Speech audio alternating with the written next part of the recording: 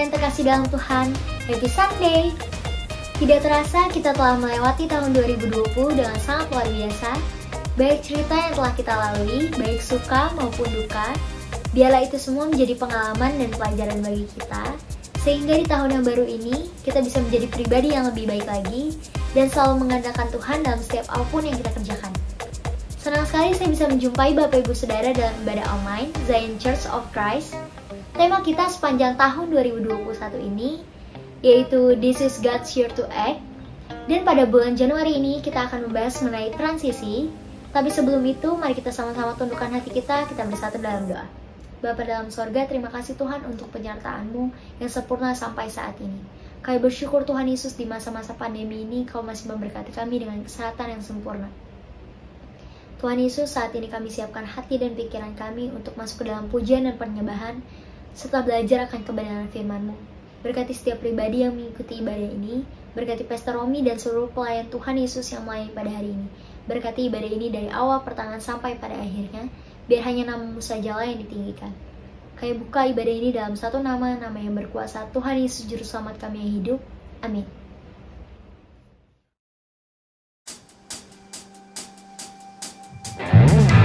Haleluya.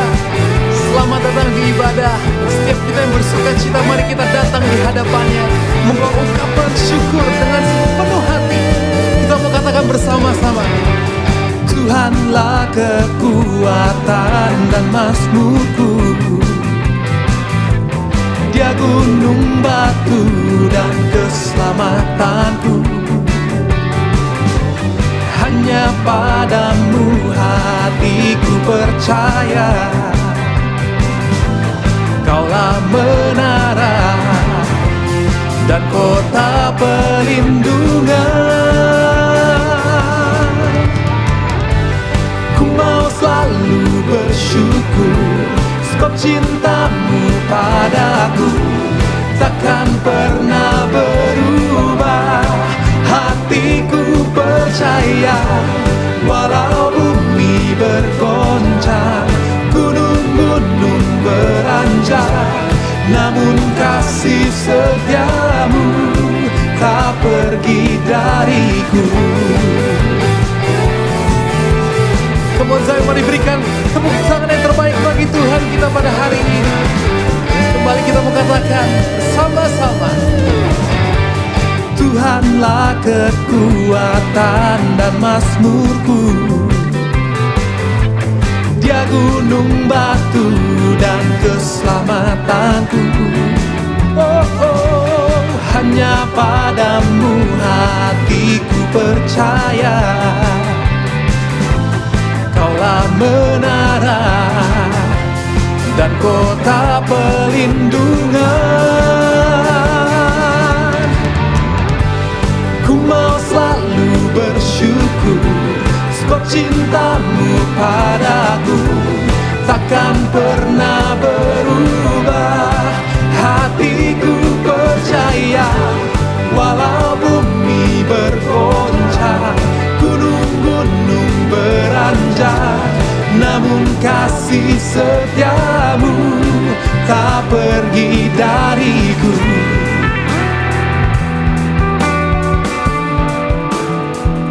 Kami meninggikan Engkau Tuhan, sebab hati kami percaya Engkaulah Tuhan satu-satunya yang layak terima pujian. Sorakan haleluya.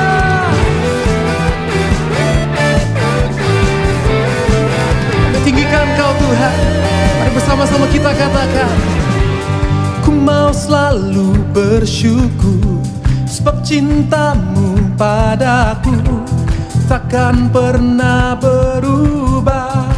Hatiku percaya, walau bumi bergoncang, gunung-gunung beranjak, namun kasih setia-Mu tak pergi. Come on!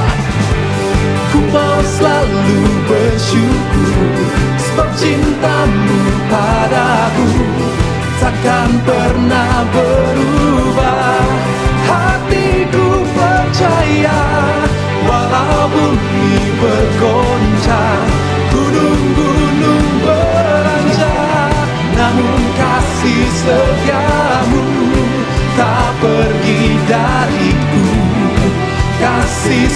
setiamu tak pergi dariku, kasih setiamu tak pergi dariku.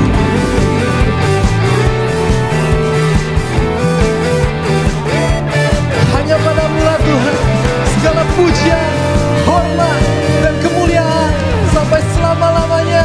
Amin.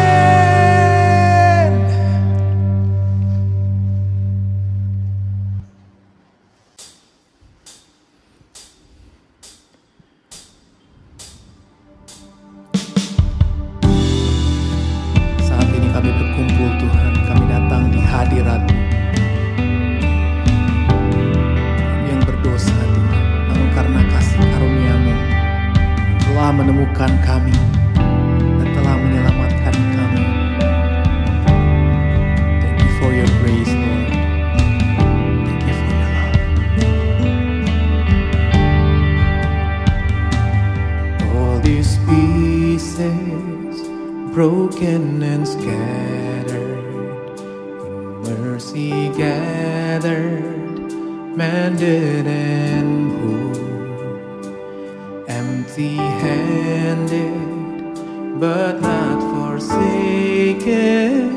I've been set free, I've been set free. Oh, amazing grace, how sweet the sound that saved a wretch like me. Oh, I once was lost, but now I am found, was blind, but now I see. Oh, I can see you now. Oh, I can see the love in your eyes, laying yourself down, raising up the broken to life.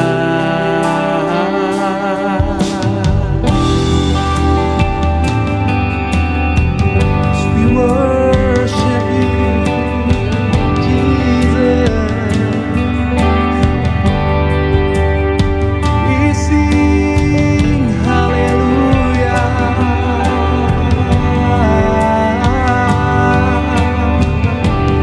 Come on, church, let's sing it out. You take our failure. You take our failure. You take our weakness. You set your treasure in jars of clay. So take this heart, Lord, I'll be your vessel, the world to see your life in me. Oh, amazing grace, how sweet the sound that saved a wretch like me. Oh, I once was lost, but now I am found, was blind, but now I see. Oh, I can see you now. Oh, I can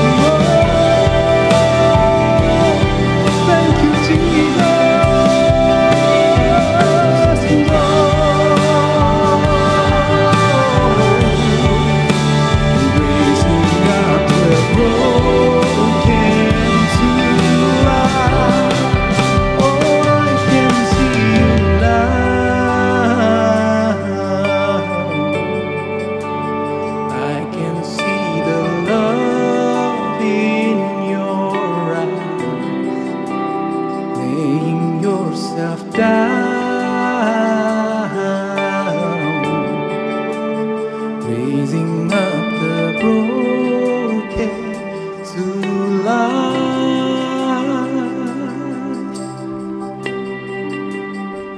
Saudara kekasih Kristus, kita sudah memuji menyembah Tuhan. Maka sekarang saya mengajak kita untuk sama-sama berdoa bagi saudara-saudara kita yang sudah memasukkan pokok doa kepada kami. Mari sama-sama kita berdoa.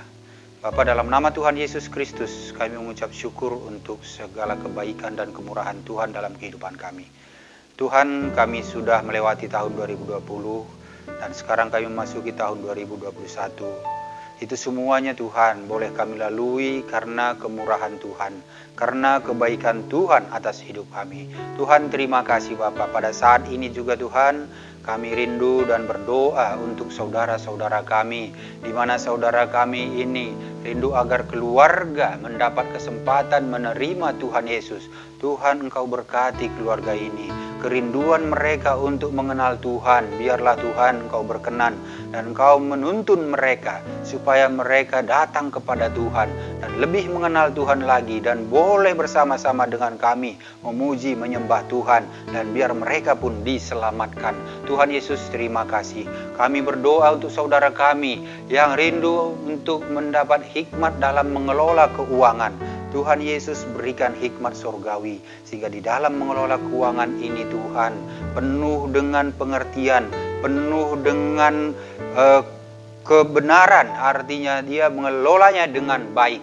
Tuhan Yesus, terima kasih apa yang dikerjakan juga Tuhan Engkau berkati. Tuhan Yesus, kami juga berdoa untuk saudara kami yang rindu bisnis orang tua supaya lancar. Tuhan berkati bisnis ini Bapa, melalui bisnis ini juga biarlah orang tua bersama seluruh keluarga terus memuliakan Tuhan saja. Tuhan Yesus, terima kasih Bapa. Kami berdoa juga untuk bangsa dan negara kami. Tuhan berkati bangsa dan negara ini, berkati pemimpin kami, presiden, wakil presiden bersama jajarannya sampai dengan pemerintahan yang terendah sekalipun. Biarlah Tuhan Engkau memberikan roh yang takut akan Tuhan. Berikan hikmat di dalam memimpin bangsa dan negara ini. Berikan kesehatan, kekuatan bagi presiden kami. Dan biarlah semua keputusan, tindakan apapun yang dia lakukan, biarlah itu semua untuk kebaikan dan untuk kepentingan rakyat banyak, untuk kepentingan rakyat Indonesia. Tuhan Yesus, kami juga berdoa agar kiranya pandemi corona ini di tahun 2021 ini Tuhan boleh berlalu, boleh selesai, dan kami boleh kembali lagi melakukan aktivitas kami sebagaimana kami biasanya sebelum ada pandemi ini. Tuhan Yesus, Engkau yang mengasihi bangsa dan negara kami ini. Terima kasih Bapa untuk segala kemurahan Tuhan. Pada saat bersamaan ini kami mengucap syukur Tuhan untuk semua berkat-berkat yang sudah Tuhan limpahkan bagi saudara-saudara kami, di mana mereka sudah mendapatkan kesempatan untuk pemulihan hubungan keluarga. Dan juga Tuhan Yesus, biarlah keluarga ini terus bersatu, terus dipulihkan, terus takut akan Tuhan. Dan juga Tuhan, kami bersyukur karena saudara kami saat yang mengandung sekarang ini, dia kandungannya selalu sehat karena berkat Tuhan, karena pertolongan dan perlindungan Tuhan. Biarlah kandungan ini sampai melahirkan pun terus Tuhan berkati, sehat, dan anak yang dilahirkan pun sehat sempurna. Tuhan Yesus, terima kasih segala kebaikan dan kemurahan-Mu. Kami mengucap syukur untuk segala apa yang Tuhan sudah berikan bagi kami. Dalam nama Yesus, haleluya, amin. Saudara kekasih Kristus, di tahun 2020, seperti yang kita ketahui bahwa sepanjang tahun 2020 gereja membahas tema besar, yaitu planted atau tertanam. Bagi saudara-saudara yang rindu bertumbuh lebih lagi di dalam Tuhan, kami mengundang untuk bergabung dalam sel grup kami yang namanya iConnect. Nah, yang saat ini diadakan secara online. Nah, perkembangan rohani saudara akan terpantau dan kita akan bertumbuh bersama-sama karena tidak ada pertumbuhan dalam kesendirian. Kita harus bersekutu bersama-sama untuk bisa bertumbuh. Nah, selain itu saudara juga akan mendapatkan informasi tentang kegiatan-kegiatan di gereja. Nah, demikian informasinya. Tuhan Yesus memberkati. Saat ini saya undang kita untuk membacakan ayat renungan untuk minggu ini yang diambil di dalam Amsal 13 ayat 3. Amsal 13 ayat 3 saya akan bacakan, nanti akan kita sama-sama membacakan setelah saya bacakan. Amsal 13 ayat 3, siapa menjaga mulutnya, memelihara nyawanya. Siapa yang lebar bibir akan ditimpa kebinasaan. Sama-sama kita bacakan, 1, 2, 3. Amsal 13 ayat 3, siapa menjaga mulutnya, memelihara nyawanya. Siapa yang lebar bibir akan ditimpa kebinasaan. Kekasih Kristus, dari ayat renungan ini tentu Tuhan menyuruh kita agar hati-hati dengan mulut kita. Karena mulut ini harus memperkatakan perkataan yang memuliakan Tuhan. Saya percaya melalui ayat renungan ini, saudara dan saya terberkati. Sebelum kita masuk ke dalam perjamuan kudus dan firman Tuhan, mari sama-sama kita menaikkan lagu pujian berikut ini. Nyanyi bagimu Tuhan. Ku nyanyi Hosana bagi Rajaku yang duduk di tahta. Aku muliakan dan ku agungkan, Kau layak disembah. Ku nyanyi Hosana bagi Rajaku yang duduk di tahta. Aku muliakan dan ku agungkan, Kau layak kembali dengan imanmu, sama-sama kita mau katakan Hosana. Ku nyanyi Hosana bagi Rajaku yang duduk di tahta. Aku muliakan dan ku agungkan, Kau layak disembah. Kau layak disembah. Kau layak disembah.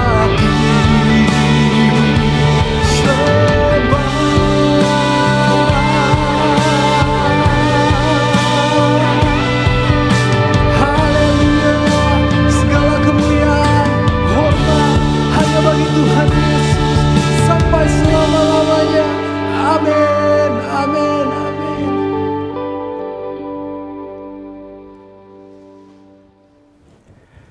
Puji nama Tuhan, selamat hari Minggu. Senang bisa menjumpai saudara kembali di hari ini, di tanggal 10 Januari tahun 2021. Saya berdoa buat saudara selalu bahwa tahun ini bukan menjadi tahun kemunduran, tetapi tahun kemajuan. Ada perubahan yang terjadi, ada sesuatu perkembangan yang terjadi bagi kehidupan setiap kita. Dan saya percaya bahwa harapan-harapan yang kita doakan di sepanjang 2021 itu bisa menjadi kenyataan di dalam kehidupan kita. Karena Alkitab berkata, doa orang benar bila dengan yakin didoakan sangat besar kuasanya. Percayalah bahwa segala hal yang baik itu yang terjadi bagi kehidupan Anda dan saya. Baik, sebelum kita masuk di dalam kebenaran firman Tuhan, kita mau terlebih dahulu bersatu di dalam sakramen tubuh dan darah Tuhan Yesus.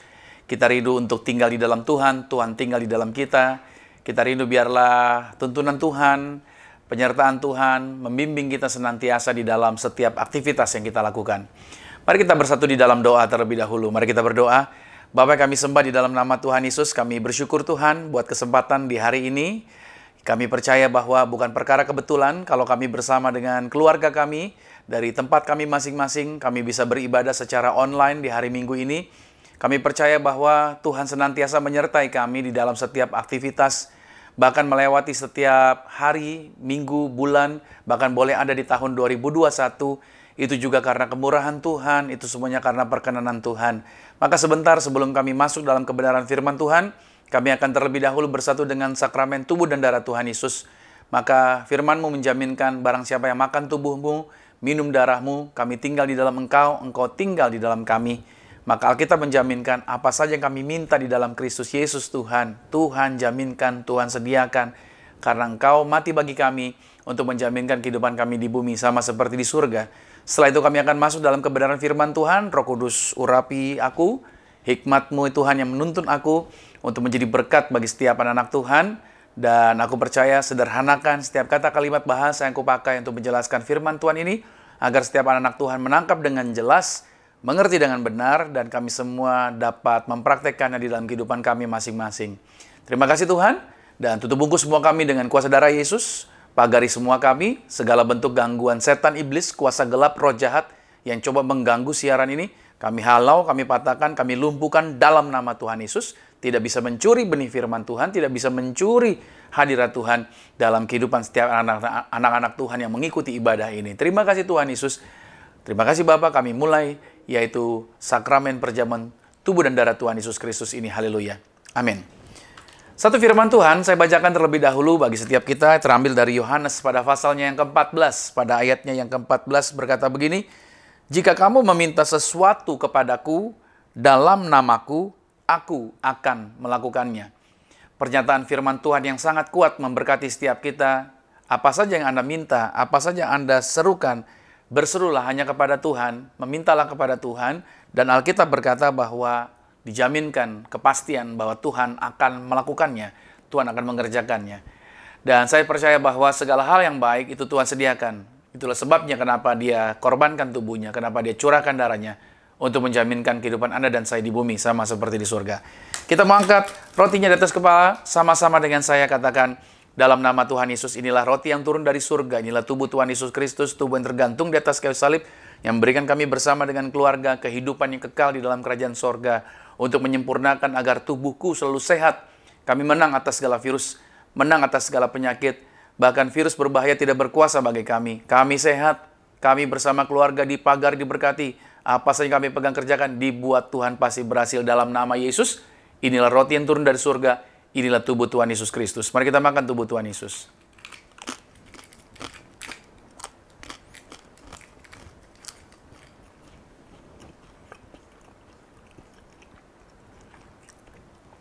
Demikian pula kita mengangkat anggur ini dengan iman. Mari bersama-sama dengan saya kita katakan dalam nama Tuhan Yesus. Inilah darah Yesus Kristus, darah yang tercurah di atas kayu salib, sebagai perjanjian yang baru dan yang kekal. Maka mulai hari ini kami bersama keluarga saling mengasihi, saling mengampuni, kasih mula-mula senantiasa ada bersama dengan kami. Oleh darah Yesus Kristus kami mengimani, kami punya rumah di sorga, dan kami dijaminkan tahun ini juga, kami juga diberkati, punya rumah di bumi, punya rumah di sorga, tidak mengembara, dimanapun berada melangkah, kami dijagai pasukan malaikat sorgawi, kami tolak kuasa gelap, kami tolak setan-setan, roh jahat tidak berkuasa. Alkitab berkata, kami diberi kuasa menginjak ular dan kalajengking, menghancurkan setan-setan. Dalam nama Tuhan Yesus yang kami usahakan, yang kami pegang, yang kami kerjakan, dijaminkan, diberkati, berhasil.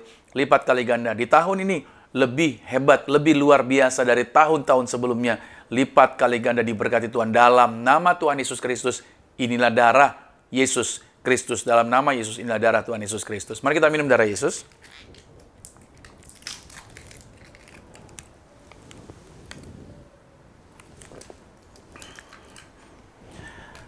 Saudara, Anda juga boleh ambil minyak urapan. Kita berdoa bagi sakramen minyak ini. Kita melepaskan berkat, bukan hanya bagi diri kita, tapi juga bagi orang-orang yang bersama dengan kita. Bagi tempat di mana kita berada juga. Kita melepaskan kata-kata berkat. Ingat baik, mulut kita ada kuasa. Mulut kita berkuasa melepaskan perkataan mujizat. Bersama katakan dalam nama Yesus, inilah minyak urapan. Setiap tetesnya punya kuasa mengusir setan. Setiap olesnya punya kuasa menyembuhkan penyakit. Silakan mulai hari ini. Pasukan malaikat surgawi selalu jagai kami. Aku melepaskan kuasa, aku melepaskan berkat bagi keluargaku, bagi orang-orang yang bersama-sama dengan aku. Maka aku melepaskan berkat bagi karir, usaha, bisnis, proyek, pekerjaanku diberkati berhasil. Dalam nama Tuhan Yesus, inilah minyak urapan dalam nama Tuhan Yesus. Anda boleh urapi kepala saudara, Anda boleh berkati, Anda boleh doakan juga setiap orang yang bersama-sama dengan saudara dan imani bahwa segala hal yang terbaik itu yang Tuhan sediakan buat setiap kita. Puji nama Tuhan. Haleluya. Nah, saudara yang kasih Tuhan, sekarang kita ada di minggu yang kedua di tahun yang baru ini, di bulan Januari. Dan kalau saudara mungkin baru pertama kali bergabung bersama kami ucapkan welcome, selamat datang di Zion Church of Christ. Dan kami percaya bahwa di dalam pelayanan yang kami lakukan setiap hari minggunya melalui siaran online, itu dapat menjangkau setiap saudara dimanapun Anda berada. Saya berdoa dimanapun Anda saat ini menyaksikan acara ini, lawatan Tuhan, hadirat Tuhan, menjamah Anda, mengurapi Anda, dan memberkati kehidupan saudara. Nah, saudara dikasih Tuhan, di sepanjang bulan Januari ini, kita punya tema sepanjang bulan Januari, itu berbahas mengenai transisi. Ya, berbicara mengenai transisi adalah satu perubahan.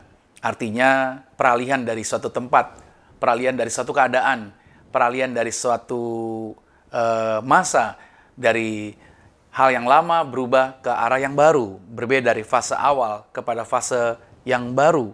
Nah, tentunya di dalam masa transisi itu juga ada perubahan yang belum tentu yang langsung bisa berubah. Perubahannya belum stabil, masih membutuhkan waktu. Nah, untuk itulah tentunya banyak perubahan yang harus kita jalani di dalam kehidupan kita. Karena masuk tahun baru, 2021 ada perubahan yang banyak akan kita hadapi di tahun ini. Nah, untuk itu saya percaya bahwa kita perlu mempersiapkan diri kita untuk berhadapan dengan yang namanya perubahan tersebut. Dan tema yang kita bahas pada hari Minggu ini, yaitu berbicara mengenai merubah pola kebiasaan. Merubah pola kebiasaan. Oke, ya, mohon dicatat baik-baik. Silakan ambil catatan saudara, tulis judul ini, yaitu merubah pola kebiasaan. Merubah pola kebiasaan. Oke. Nah, ada istilah yang mengatakan bahwa tindakan yang dilakukan secara terus-menerus selama 21 hari, itu akan menjadi kebiasaan tetap yang baru. Ya, ketika kita mengulang-ulangnya di dalam selama 21 hari, itu menjadi kebiasaan yang baru. Nah, saudara, tentunya kita punya kebiasaan. Di tahun lalu juga kita punya kebiasaan. Dan kita tentunya ada sesuatu yang kita hadapi di tahun yang lalu, di tahun 2020. Sekarang kita masuk di tahun 2021, ada perubahan-perubahan lain lagi yang akan kita hadapi. Dan minggu lalu saya katakan bahwa satu-satunya yang konstan di dalam dunia ini adalah perubahan. Ya, perubahan itu tetap, dia akan terus ada, selalu ada. Umur kita berubah, penampilan kita juga berubah. Segala sesuatu selalu berubah. Itulah perubahan. Nah, oleh sebab itu saudara, perubahan memerlukan kerjasama kita untuk dapat diwujudkan. Mengapa demikian? Karena perubahan bukanlah sesuatu yang dapat terjadi dengan sendirinya. Perubahan itu terhubung dengan keputusan kita dalam menentukan suatu pilihan. Dalam kita menentukan suatu pilihan. Anda bisa melakukan apapun yang Anda mau. Bahkan walau itu sesuatu yang salah sekalipun. Anda bisa menentukan sendiri apa yang Anda mau. Dan terbukti memang kadangkala kita banyak mengambil keputusan yang tidak tepat ya. Banyak mengambil keputusan yang keliru. Allah juga telah memberikan kita kemampuan untuk memilih seperti Adam dan Hawa. Ketika Adam dan Hawa ada di Taman Eden, mereka punya pilihan bebas untuk mengambil keputusan. Tuhan menghormati kuasa pilihan. Jadi saudara mesti catat baik, Tuhan menghormati yang namanya kuasa pilihan. Oke, karena kuasa itulah yang membuat kita serupa dan segambar dengan Tuhan. Nah, terserah kita sebenarnya untuk menggunakan pilihan tersebut atau untuk menggunakan kuasa itu dan untuk memilih apa yang benar. Memang Tuhan memberikan kuasa kepada Anda untuk bebas memilih, tetapi Tuhan memberikan arahan sebenarnya agar kita jangan memilih yang salah, untuk kita mengarahkan diri memilih yang benar. Dan saudara dikasih Tuhan, saya banyak jumpai bahwa orang kehidupan mereka tidak bisa mengalami perubahan, tidak bisa mengalami kemajuan. Banyak orang stuck di area tersebut. Banyak orang sepertinya sulit untuk bergerak maju. Banyak orang juga sulit untuk mau mengalami yang namanya perubahan.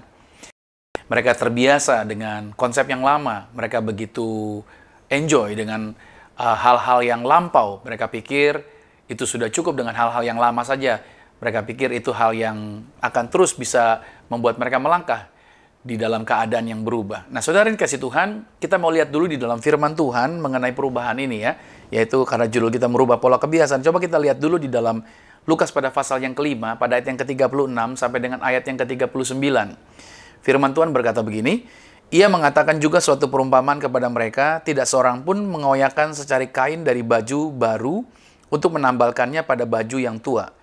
Jika demikian, yang baru itu juga akan koyak, dan pada yang tua itu tidak akan cocok kain penambal yang dikoyakkan dari yang baru itu. Demikian juga tidak seorang pun mengisikan anggur yang baru ke dalam kantong kulit yang tua, Karena jika demikian, anggur yang baru itu akan mengoyakkan kantong itu, dan anggur itu akan terbuang, dan kantong itu pun hancur.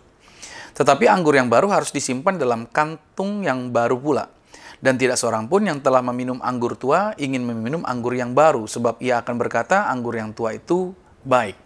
Nah, saudara, dalam sebuah ilustrasi, Yesus menjelaskan ketika ada anggur yang baru, maka wadah yang cocok dengannya adalah kantung kulit yang baru pula. Karena bila mana tidak demikian, maka anggur yang baru itu dapat merusak kantung kulit yang lama. Sehingga anggur dan kantungnya keduanya menjadi sia-sia. Nah, kantung kulit yang baru ini, saudara, itu berbicara mengenai sesuatu yang kita berikan kepada Allah, sesuatu yang kita berikan kepada Tuhan. Apa yang kita berikan? Yaitu perubahan pola pikir. Minggu lalu kita berbicara mengenai perubahan pola pikir. Nah, ini juga menjadi perubahan ini menjadi perubahan konsep. Selama ini mungkin telah menjadi sesuatu yang kita yakini. Ada sesuatu konsep yang selama ini mungkin telah kita percaya. Mungkin telah kita yakini. Tetapi dalam perjalanan waktu, pada saat kita mulai melihat dengan perspektif yang berbeda, maka pemahaman kita dapat menjadi berkembang. Kalau saya mempelajari diri saya sampai hari ini, tentunya saya belajar lagi. Dulu saya punya keyakinan sesuatu yang saya yakini. Dan saya pikir inilah ada keyakinan yang benar. Tapi dalam perjalanan waktu, itu semuanya mengalami perubahan. Artinya ada sesuatu yang berkembang. Gitu, saudara. Misalkan dulu saya berpikir bahwa seorang hamba Tuhan tidak boleh sakit. Kalau dia sakit, berarti dia tidak punya kuasa seperti itu. Ternyata pada perjalanan, saudara, siapapun orang bisa mengalami kelemahan tubuh mereka, terutama ketika mereka tidak menjaga pola makan yang tepat. Bukan berarti sakit itu adalah aib, bukan berarti sakit itu artinya adalah sesuatu yang membuat orang itu dikutuk dan lain sebagainya. Tidak. Nah, itu konsep yang dulu saya percaya bahwa seorang hamba Tuhan tidak boleh sakit. Atau tidak boleh check up. Gitu loh. Dia harus percaya bahwa dia sehat senantiasa. Nah, dalam perkembangan, kita harusnya belajar juga untuk mengerti dengan benar bahwa kesehatan itu perlu diperiksa dengan baik, rutin, dan teratur. Seperti itu. Nah, juga dulu saya suka ekstrim pula. Ini saya tidak ada iklan apapun juga. Misalkan, sejak tahun 2020 sekarang orang lebih penting tentang yang namanya kesehatan. Dulu saya berpikir, dulu saya berpikir bahwa karena di gereja biasanya orang Kristen selalu bertentangan dengan yang namanya asuransi, gitu kan? Selalu bertentangan dengan yang namanya apalagi asuransi jiwa dan lain sebagainya. Karena mereka mungkin berpikir bahwa tidak percaya Tuhan, tidak mengandalkan Tuhan dan lain sebagainya. Padahal, saudara, pepatah orang bijak mengatakan bahwa kita berharap yang terbaik, tapi juga kita bersiap untuk yang terburuk sekalipun. Jadi, dulu kita berpikir bahwa itu sesuatu yang salah atau Tuhan marah. Kita perlu memiliki perspektif yang berkembang. Kita perlu melihat segala sesuatu dari sudut pandang yang berbeda. Karena kalau kita tidak mengembangkan pola pikir kita, kalau kita tidak mengembangkan perspektif kita, maka kita akan stuck di area yang salah sebenarnya. Padahal banyak kesempatan-kesempatan yang lebih hebat lagi yang dapat kita lakukan. Nah, seorang juara dunia catur mengatakan begini, saudara, bahwa setiap kali dia dikalahkan oleh lawannya, maka dia bangkit dari tempat duduknya, lalu dia berdiri, dan dia pindah ke posisi lawannya. Sehingga dari situ dia dapat melihat langkah-langkah dia yang salah dari perspektif lawannya. Gitu loh. Nah, itulah yang membuat dia menjadi juara dunia.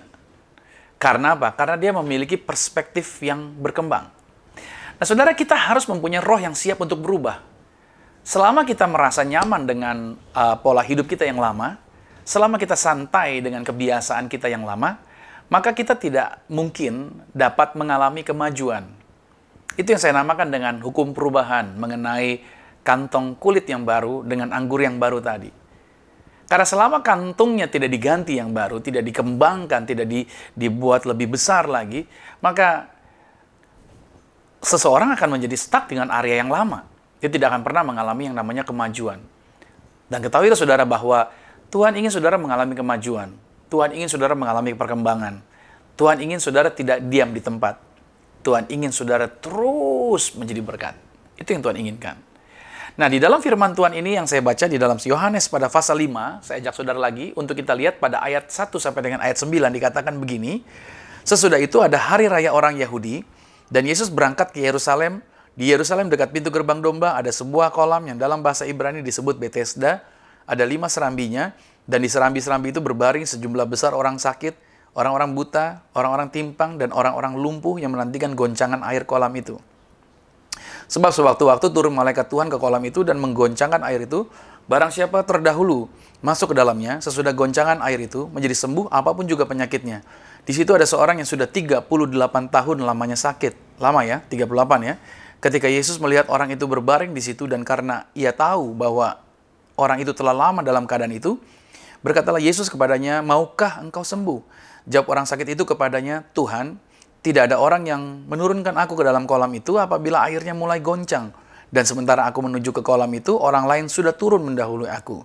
Kata Yesus kepadanya, "Bangunlah, angkatlah tilammu dan berjalanlah." Dan pada saat itu juga sembuhlah orang itu. Lalu ia mengangkat tilamnya dan berjalan. Tetapi hari itu hari Sabat.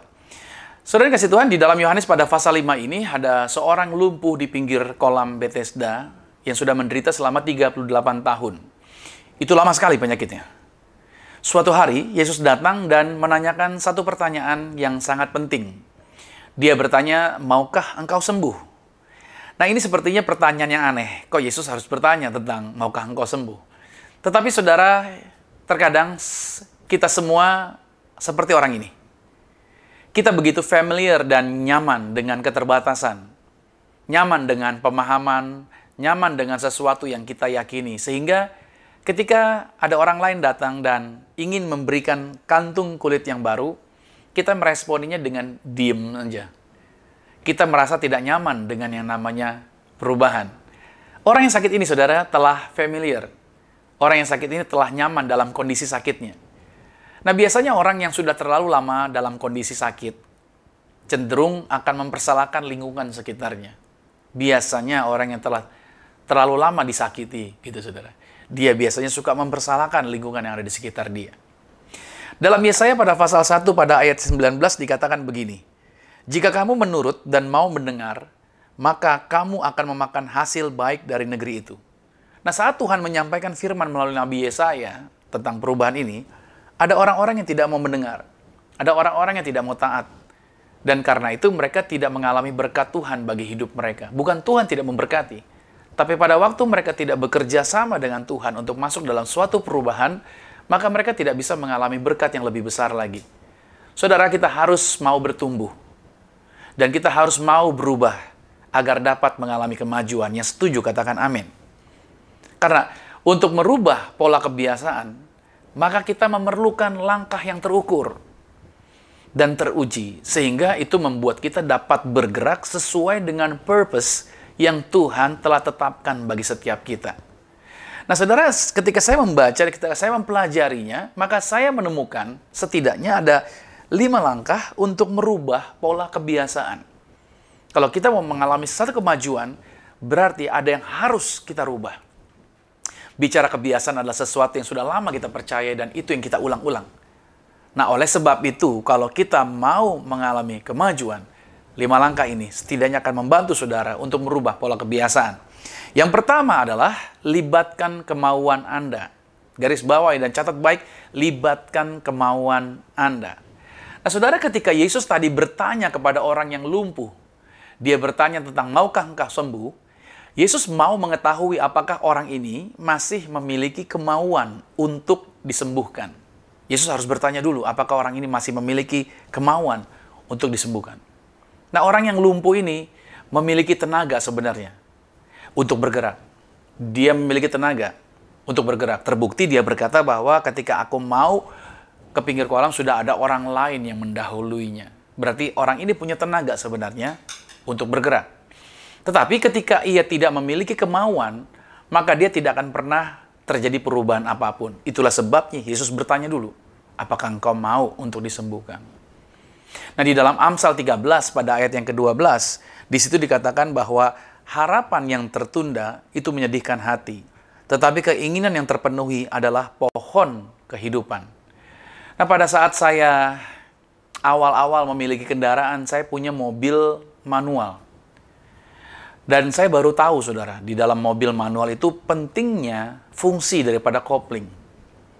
Karena pada saat kopling mobil bermasalah, maka mesin mobilnya memang memiliki tenaga, masih ada tenaganya, tetapi mobil itu sendiri tidak pernah mau bergerak ketika koplingnya bermasalah. Nah, kemauan adalah kopling hidup Anda.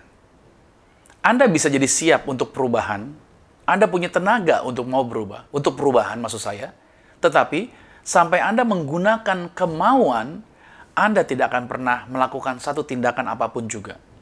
Apalagi jika Anda menundukkan kemauan kepada keyakinan yang salah, maka Anda tidak akan pernah dapat bergerak kemanapun juga.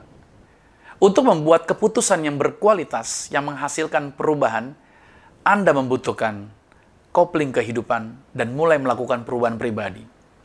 Harus ada kemauan. Kalau Anda tidak pernah mau untuk berubah, maka tidak akan pernah terjadi namanya perubahan. Ketika Anda memutuskan akan melakukan sesuatu, itu bisa jadi adalah kekuatan yang dapat merusak kenegatifan dalam hidup Anda. Karena orang-orang yang stuck artinya dia ada di dalam kenegatifan. Nah, begitu Anda memutuskan untuk melakukan sesuatu, itu bisa menjadi bagian yang kita gunakan untuk merusak hal-hal negatif tadi di dalam hidup kita. Dan itu akan mendorong Anda kepada hal-hal yang jauh lebih besar lagi. Jadi saudara yang kasih Tuhan, langkah yang pertama adalah Anda harus libatkan kemauan. Tanpa kemauan, Anda tidak akan pernah bisa merubah pola kebiasaan. Itu yang pertama. Yang kedua adalah memegang kendali. Nah, bicara memegang kendali ini, kalau saya belajari tentang sebuah ilustrasi ini, saudara, kalau anak kecil masuk ke dalam sebuah swalayan, anak kecil itu tidak pernah punya masalah untuk memilih. Anak kecil kalau masuk ke sebuah swalayan, dia tinggal pakai telunjuknya, dan dia tinggal tunjuk aja produk yang dia suka. Walaupun yang dia suka belum tentu disukai oleh orang lain. Itu anak-anak. Dia tidak punya masalah dalam menentukan pilihan dia.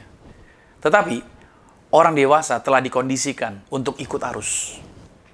Kita semua telah belajar untuk tidak merusak dan berusaha menerima apapun yang ditawarkan oleh kehidupan ini.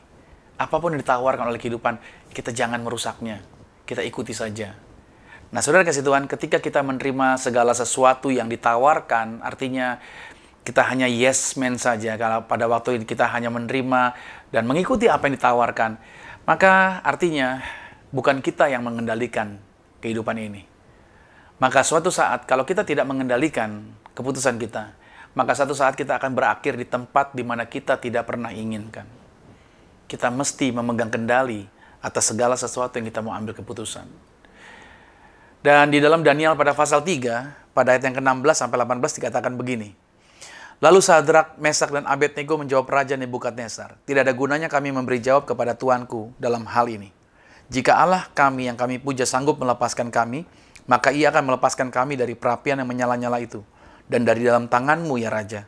Tetapi seandainya tidak, hendaklah Tuanku mengetahui ya Raja, bahwa kami tidak akan memuja dewa Tuanku, dan tidak akan menyembah patung emas yang Tuanku dirikan itu. Ketiga rekan Daniel ini adalah orang-orang yang memegang kendali atas kehidupan mereka. Mereka tidak dikendalikan oleh keputusan kebanyakan orang. Karena mereka diancam, kalau mereka tidak menyembah patung emas buatan raja, maka mereka akan dilempar ke dalam tungku berapi. Tapi tiga orang ini memiliki keyakinan. Mereka tidak dikendalikan oleh keputusan raja. Mereka memiliki komitmen terhadap apa yang mereka percaya di dalam Tuhan. Mereka bukan orang-orang yang ikut arus. Mereka tidak menyerah kepada tekanan. Mereka tidak menyerah dengan berita-berita yang menakutkan. Berapa banyak saudara orang-orang hari-hari ini, mereka menyerah dengan situasi. Mereka menyerah dengan keadaan. Mereka menyerah dengan berita-berita negatif. Berita-berita yang menakutkan. Berita-berita yang membuat gentar. 2020 kita begitu banyak disuplai dengan berita-berita yang menakutkan. Saudara yang kasih Tuhan, kita perlu belajar dari tiga rekannya Daniel. Mereka adalah orang-orang yang memegang kendali. Mereka punya keputusan. Mereka begitu yakin dan percaya. Apa yang Tuhan jaminkan, itu yang terjadi bagi kehidupan mereka. Hari ini juga saya mau ingatkan kepada saudara. Kalau saudara mau merubah pola kebiasaan, kalau saudara mau berhasil di dalam tahun 2021 ini, kita perlu menjadi orang-orang yang memegang kendali atas kehidupan kita. Jangan biarkan dunia mengatur kehidupan kita. Jangan biarkan dunia menakut-nakuti kita. Kita yang harus memegang kendalinya, dalam artian kita harus percaya bahwa apa yang firman Tuhan janjikan itu yang terjadi bagi kehidupan Anda dan saya. Katakan amin. Saudara, Tuhan itu menunggu pilihan apa yang akan kita buat. Ingat baik, kita diciptakan segambar seperti Tuhan. Kita punya kuasa menentukan pilihan. Entah itu salah, entah itu benar. Anda yang punya keputusannya. Tuhan menunggu keputusan apa yang mau Anda buat. Dan Tuhan menunggu untuk melihat apa yang mau kita lakukan. Nah, kita telah diciptakan segambar seperti Tuhan. Diberikan kuasa untuk memilih. Oleh karena itu, tetapkan keputusan pilihan yang tepat. Itu yang kedua, Anda perlu memegang kendali. Yang ketiga adalah, lepaskanlah diri Anda dari kesedihan. Lepaskan diri Anda dari kesedihan. Saudara kasih Tuhan, masa lalu sering menjadi alat berat yang ampuh untuk membuat seseorang diam di lokasi yang sama. Seringkali orang tidak bisa bergerak, alasannya karena masa lalu mereka. Mereka terikat dengan masa lalu. Tapi Filipi pada pasalnya yang ketiga, pada ayat yang ke-13 berkata begini, saudara-saudara, aku sendiri tidak menganggap bahwa aku telah menangkapnya. Tetapi ini yang kulakukan, aku melupakan apa yang telah di belakangku dan mengarahkan diri kepada apa yang di hadapanku. Dan berlari-lari kepada tujuan untuk memperoleh hadiah, yaitu panggilan sorgawi dari Allah dalam Kristus Yesus. Anda tidak bisa memegang perilaku dan kebiasaan yang baru. Banyak orang pengen memiliki perilaku dan kebiasaan yang baru. Jika Anda masih memegang perilaku dan kebiasaannya yang lama. Makanya kenapa banyak orang seringkali mau berubah tetapi akhirnya kembali lagi. Karena itu tadi, mereka masih memegang pola yang lama. Kita harus membongkar kebiasaan yang lama dan berinovasi dengan kebiasaan yang baru. Kita yang tahu kebiasaan negatif apa yang masih ada pada kita. Mari kita jujur masing-masing, kebiasaan negatif apa yang masih ada pada kita. Yang di tahun lalu kita lakukan, yang mungkin hari ini di tahun 2021 masih ada sama kita. Coba kita bikin listnya, kita tulis kebiasaan negatif apa yang masih ada. Nah, sebagai perbandingannya, cobalah untuk menulis apa saja hal-hal negatif tersebut. Dan apa keuntungannya kalau Anda terbebas dari hal-hal negatif tersebut. Nah, itu caranya. Coba bikin perbandingan. Nah, dengan saudara, dengan demikian, itu Anda akan mudah membuat keputusan untuk meninggalkan perilaku negatif sampai selama-lamanya. Karena kita tahu, ada keuntungannya pada waktu kita meninggalkan perilaku negatif tersebut.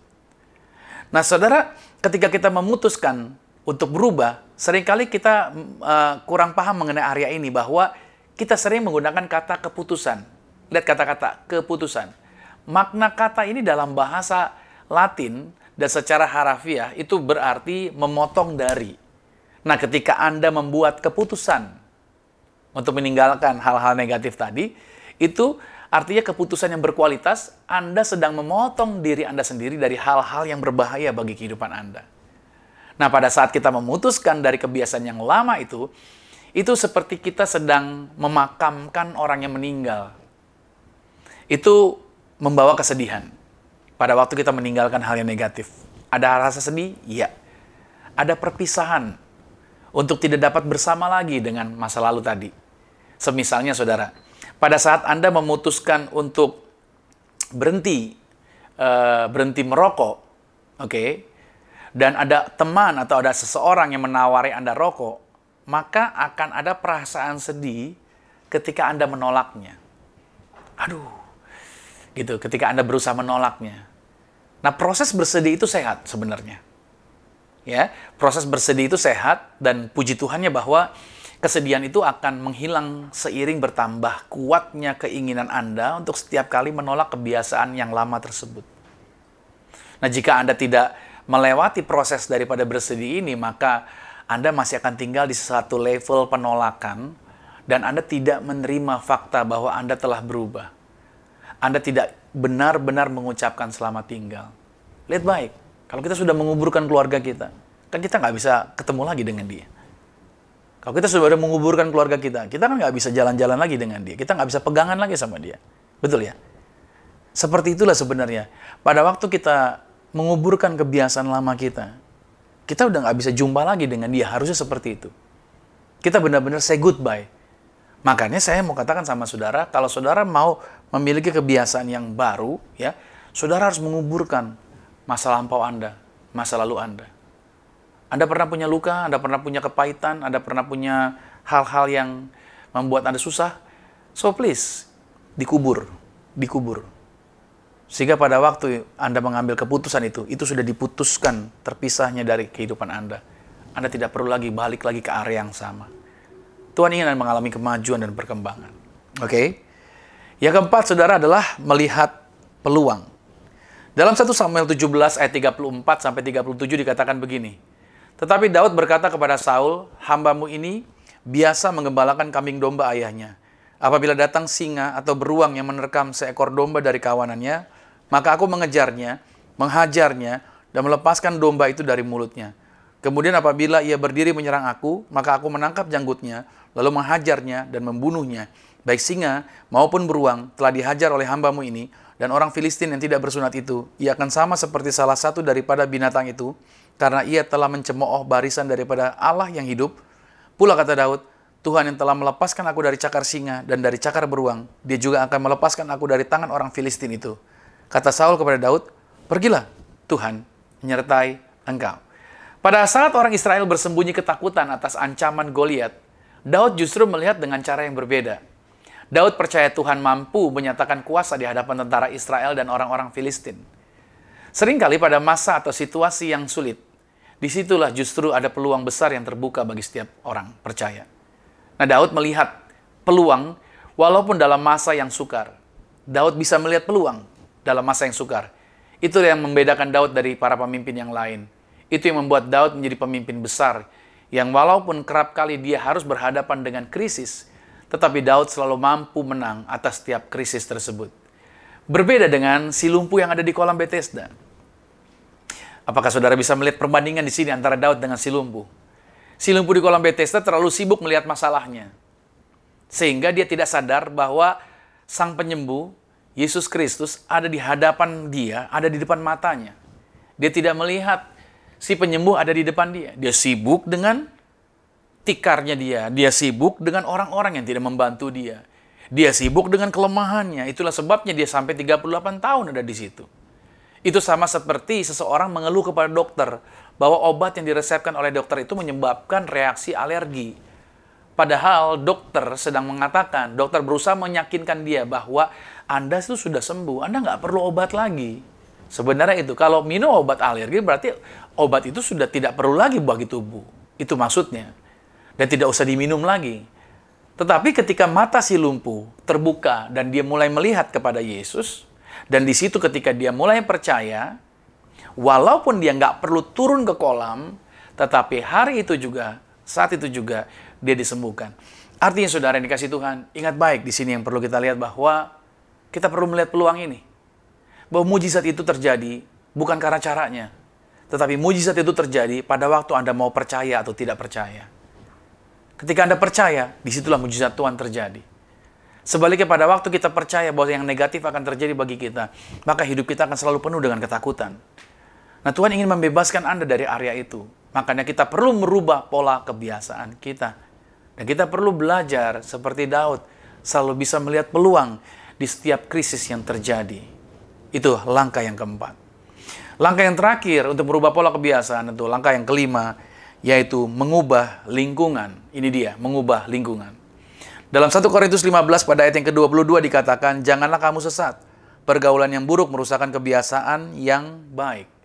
Nah, setelah Anda melihat peluang, maka hal ini yang harus menjadi langkah yang kuat dalam kehidupan Anda, yaitu Anda harus memindahkan diri Anda ke lingkungan yang baru. Mengapa demikian?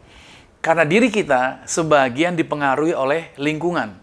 Lingkungan itu mempengaruhi pola pikir, mempengaruhi kehidupan kita. Keadaan sekitar kita itu memiliki pengaruh besar dalam diri kita. Makanya pertemanan itu seperti gambarannya adalah seperti elevator. Teman itu bisa membuat kita naik ke atas seperti elevator bawa kita ke atas. Teman juga bisa membuat kita turun ke bawah. Oke, makanya teman itu seperti gambar seperti elevator. Nah, lingkungan di sini saudara berbicara mengenai lingkungan di dalam Anda dan lingkungan di luar Anda. Perubahan yang terutama harus terjadi pertama kali adalah di dalam pikiran dan di dalam perasaan. Itu dulu yang harus terjadi, perubahan di dalam diri kita. Minggu lalu saya sudah katakan, Tuhan tidak tertarik merubah orang di luar, tetapi Tuhan tertarik merubah diri kita. Anda harus memindahkan pikiran Anda ke lingkungan yang baru. Nah, bagaimana caranya? Anda bisa melakukannya. Ya, ini penting sekali untuk kita lakukan. Karena kalau kita tidak melakukan area ini, maka kita tidak akan pernah bisa mengalami perubahan, tidak bisa mengalami kemajuan. Dan caranya misalkan Anda bisa melakukan dengan membaca buku. Ketika Anda membaca buku, ada perubahan di dalam konsep berpikir Anda. Ketika Anda mendengarkan khotbah yang berbeda, Anda menemukan teman-teman yang baru. Nah, teman-teman yang baru itu juga akan membicarakan hal-hal yang baru. Di dalam temukan orang-orang yang melakukan apa yang Anda suka. Makanya Anda perlu ketemu dengan teman-teman yang melakukan apa yang Anda suka. Makanya saya selalu katakan sama saudara bahwa ketika Anda bekerja, bekerjalah sesuatu yang Anda sukai. Bukan karena Anda sekedar mencari penghasilan. Anda perlu bekerja sesuatu yang Anda enjoy. Makanya Anda temukan orang-orang yang melakukan apa yang Anda suka. Lakukan. Dan Anda perlu menemukan orang-orang yang membawa Anda naik level. Orang-orang yang memiliki visi yang kuat. Orang-orang yang punya keyakinan yang sehat. Anda perlu bertemu dengan orang-orang seperti ini. Bicaralah pada mereka. Anda perlu discuss, Anda perlu share. Anda perlu ketemu dengan orang-orang hebat begini ya. Dan satu hal lagi, kita perlu membatasi atau tinggalkan orang-orang yang tidak melakukan apa-apa. Jangan nongkrong dengan orang-orang yang tidak bisa melakukan apa-apa. Selain cuma mengeluh, kerjaan cuma mengeluh, ya kan? Kerjaannya cuma membicarakan kekurangan orang lain. Kerjaannya cuma bernostalgia dengan hal-hal yang masa lampau. Hanya begitu saja, saudara. Tidak ada perkembangan apapun juga. Saudara, Anda perlu membatasi dengan orang-orang yang seperti ini. Tadi sudah saya katakan, pertemanan itu seperti elevator tadi. Bisa membuat Anda naik, atau sebaliknya membuat Anda turun ke bawah. Ingat baik, lingkungan mempengaruhi kita. Itulah sebabnya, kalau kita mau mengalami perubahan pola kebiasaan, kita perlu merubah, tadi saya katakan, mengubah lingkungan kita. Amsal 24 pada ayat 24 sampai 25 dalam terjemahan yaitu bahasa Indonesia sehari-hari, dikatakan begini, janganlah bergaul dengan orang yang suka marah dan cepat naik darah. Nanti engkau akan meniru dia dan tidak bisa lagi menghilangkan kebiasaan itu. Nah itu dia. Saya banyak belajar, saya mengingat pengalaman masa lalu juga, saudara. Ada orang-orang pemimpin-pemimpin yang kerjanya marah mulu gitu, saudara. Sebentar-sebentar marah, sebentar-sebentar marah. Sehingga pada akhirnya orang-orang yang dipimpin juga begitu, sukanya marah mulu. Nah, oleh sebab itu, saudara, Anda perlu membatasi, Anda perlu memilah dengan orang yang tepat untuk Anda membangun, yaitu lingkungan Anda. Nah, di dalam tulisan, yaitu Eleanor Roosevelt menuliskan seperti ini bahwa small minds discuss people, average minds discuss event, great minds discuss ideas. Artinya begini, orang kecil itu membicarakan orang-orang lain. Dia ngomongin orang mulu. Itu orang kecil. Orang yang biasa itu membicarakan peristiwa atau membicarakan tentang kejadian yang terjadi. Tetapi orang yang besar itu membicarakan mengenai gagasan atau ide. Itu dia bedanya. Nah, saudara, Anda tentunya diarahkan harus mau bergerak maju ke sebuah lingkungan yang baru. Kita harus bergerak maju ke sebuah lingkungan yang baru, bukan menjauh dari lingkungan yang lama. Orang yang hanya sekedar menjauh akan kembali ke tempat lama yang mereka berusaha tinggalkan. Dan anehnya, mereka menemukan masalah yang sama di tempat yang baru. Saya banyak jumpai akan hal ini. Mereka tidak suka dengan kehidupan dalam artian pelayanan mereka yang lama. Mereka keluar dari tempat pelayanan mereka yang lama. Mereka coba bangun pelayanan yang baru. Tapi ujung-ujungnya, saudara, di tempat yang baru itu pun ternyata mereka menemukan pola-pola yang lama lagi seperti di tempat mereka yang lama. Itu dia. Karena mereka bukannya bergerak ke lingkungan baru, tetapi mereka menjauh dari lingkungan yang lama. Tata caranya, polanya, kebiasaannya, orang-orang yang di dalamnya, sistemnya, kayaknya baru gitu, saudara. Ya kan, logo gerejanya baru, namanya baru, tetapi sistem yang berlaku di dalamnya sama dengan pola yang lama. Makanya ketika saya membangun pelayanan ini, saudara, ketika saya membangun pelayanan ini, saya bergerak ke lingkungan yang baru. Bagaimana caranya? Saya harus menetapkan visinya, saya harus ada misinya, dan sertai dengan values yang ada di dalamnya. Kita harus strict bergerak ke arah itu. Sehingga saya tidak sibuk membicarakan masa lalu. Saya tidak sibuk lagi membicarakan tentang hal-hal masa lampau. Makanya kalau ada orang tanya tentang masa lalu, saya nggak pernah mau bicarakan lagi. Bagi saya itu sudah dikuburkan. Yang saya harus bicarakan adalah tentang masa sekarang, bagaimana mencapai masa depan. Itu yang saya lakukan. Maka bersama dengan teman-teman saya ingatkan kepada mereka, kita strict dengan vision, dengan mission, dengan values, dan kita harus ada di dalam koridor ini, bukan kepada hal-hal yang lain. Itu dia. Makanya orang-orang yang cuma menjauh dari tempat yang lama, mereka berusaha kabur, tapi pada akhirnya mereka hanya membawa hal-hal yang lampau di dalam tempat mereka yang baru. Hasilnya sama saja. Sebenarnya nggak ada perubahan. Hanya mungkin casing luarnya saja, tapi jeroannya mirip-mirip saja. Saya tidak mau seperti itu. Total harus berubah. Makanya gereja yang saya pimpin, orang melihat semuanya berbeda dan semuanya mengalami perubahan. Nah, saya simpulkan saudara dari pembahasan yang saya sampaikan hari ini adalah bahwa kekuatan terbesar dalam hidup Anda adalah kekuatan kekuatan kemauan Anda. Jika Anda tidak suka arah hidup Anda bisa memilih untuk merubahnya. Kalau Anda nggak suka jalan Anda salah, Anda harus mau merubahnya. Anda harus punya semangat untuk siap dan mau berubah. Itulah hukum perubahan. Untuk merubah pola kebiasaan, Anda pertama-tama harus menyadari bahwa Anda sama seperti Tuhan dalam kemampuan memilih. Anda bisa mengubah apapun ketika Anda mau, sama seperti Tuhan. Yang kedua, sadari bahwa hidup itu menunggu Anda. Anda harus memegang kendalinya atas jalan hidup Anda dalam membuat keputusan yang kuat. Yang ketiga, Anda harus melepaskan masa lalu. Buatlah keputusan yang berkualitas untuk meninggalkannya. Yang keempat, Anda harus melihat peluang di masa depan. Anda bukan korban, tetapi pemenang. Anda bisa membuat pilihan baru, seperti Daud tadi. Dan yang kelima adalah, pindahlah ke lingkungan yang berbeda. Anda harus bergerak maju ke sebuah lingkungan baru, bukan menjauh dari lingkungan yang lama. Saya berdoa, saudara, di hari Minggu ini, saudara mengalami kemajuan dalam kehidupan Anda. Ada perubahan yang terjadi bagi kehidupan Anda bersama dengan keluarga Anda. Dan saya percaya bahwa bukan kebetulan kalau kita berbicara mengenai transition atau transisi di bulan Januari ini. Dan kita imani bahwa kita mengalami kemajuan ketika kita bekerja sama dengan perubahan. Mari kita bekerja sama di dalamnya. Dan hidup kita akan mengalami kemajuan yang luar biasa. Haleluya. Amin. Mari kita berdoa. Terima kasih Tuhan Yesus. Kami percaya bahwa di hari Minggu ini kami diberkati luar biasa. Perubahan yang terjadi untuk merubah pola kebiasaan kami. Kami harus merubah dan meninggalkannya. Untuk kami bergerak dalam kemajuan. Untuk kami bisa melihat perubahan yang terjadi. Oleh sebab itu aku berdoa, siapapun anak-anak Tuhan dimanapun mereka berada. Kalau di tahun yang lalu atau mereka pernah mengalami stagnan atau luka di dalam hati mereka, dalam kehidupan mereka, kegagalan di tahun yang lalu. Aku berdoa 2021 menjadi tahun kemajuan bagi setiap kami. Tahun pemulihan, tahun perubahan. Karena di sepanjang tahun 2021 ini, kami mengambil tema, This is God's years to act. Artinya tahun rahmat Tuhan dinyatakan bagi kehidupan orang-orang percaya. Kami tidak perlu takut dengan situasinya. Kami tahu ada perubahan-perubahan yang kami hadapi di tahun ini. Tapi satu hal yang kami percaya, kami berjalan di dalam pegang kendali atas kehidupan kami. Dan kami akan bisa melihat peluang. Dan kami bisa membawa diri kami ke dalam lingkungan yang baru.